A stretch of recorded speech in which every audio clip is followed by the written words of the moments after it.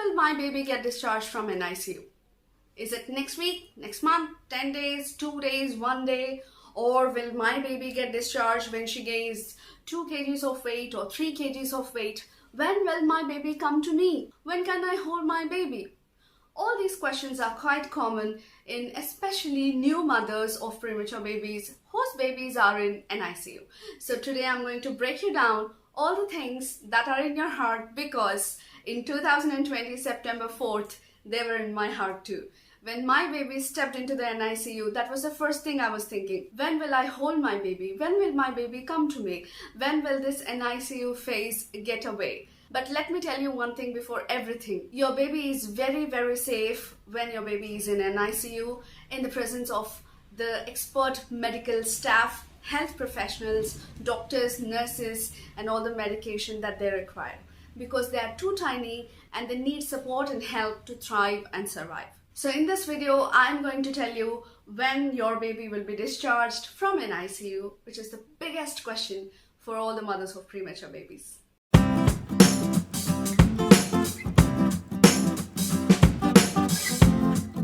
So before understanding or before knowing when your baby will be getting discharged from an ICU, let's first sit back and think, why is our baby in an ICU? Our baby needs some help. They need maybe oxygen support or some surgery or some transplantations or just under observation. Isn't it? They need some help, and that is the perfect place for them to get that help from the perfect health professionals, experts in that field. And we as mothers, we think that we want to get our baby home, we want to hold them in our hands and take care of the baby. But let's be practical. Can we really take care of a baby who needs oxygen support without oxygen support? Can we really take care of a baby who needs a liver transplantation or a kidney transplantation or blood transfusion? Can we take care of that baby at home without healthcare professional support? I don't think so. Don't we think that we are putting our babies at much bigger, higher risk by wanting them to be with us? I understand as mothers we want them next to us. Typically how the newborn situation must be, like whenever you deliver a baby, immediately the baby is kept on your chest, and you just kiss your baby and talk to your baby, spend time with your husband, your baby, you together, all that cinematic things. But unfortunately for premature baby mothers, we don't have that chance, because our babies need immediate health support, immediate oxygen support, or immediate incubator support. So we don't have that 10-15 minutes to spend with our baby. I literally saw Olive for 5 seconds before she was taken away from me, and I have seen her after 1 month. This is not going to be the case for every baby. Few babies are going to be discharged earlier, and few babies require much more longer stay in an ICU. So let me tell you why and how. Misconceptions regarding the discharge from an ICU are: your baby will get discharged when your baby will reach 2 kgs of weight or 3 kgs of weight, or if your baby stays in an ICU for a certain number of days. But let me tell you, that's absolutely wrong, because that didn't happen in many of the babies that I have seen personally who are premature babies and delivered around 28 weeks or 30 weeks or 32 weeks. Each baby has their own journey, each baby has their own health issues, and each baby's health is different. The way they respond to the medicines, the way they respond to the treatment is different as well. So here, please put away the misconceptions that are associated with these weight. Okay, few babies get discharged even with 1 kg of weight or 1.2 kg of weight. Me personally, my baby got discharged when she was just 1 kg of weight. So when I spoke to the doctor regarding this, the things that he told me was, if your baby needs oxygen support, they need to stay in an ICU. If your baby has any other health related issues like liver or kidneys or blood issues or brain development problem, or if your baby is not responding properly to the treatment, then your baby needs to stay a little longer in the ICU.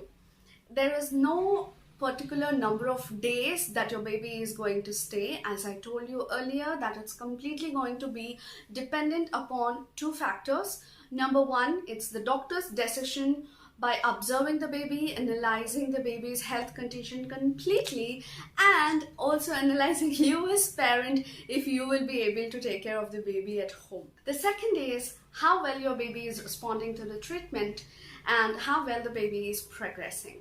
So unfortunately, few of the babies take a little longer for them to thrive and progress and breathe independently.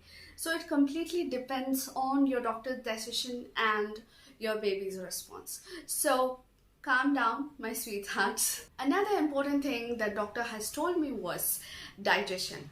So when they started milk for Olive's doctor specially informed us that babies sometimes develop swollen intestine problems when they initially start milk, and that treatment is quite difficult.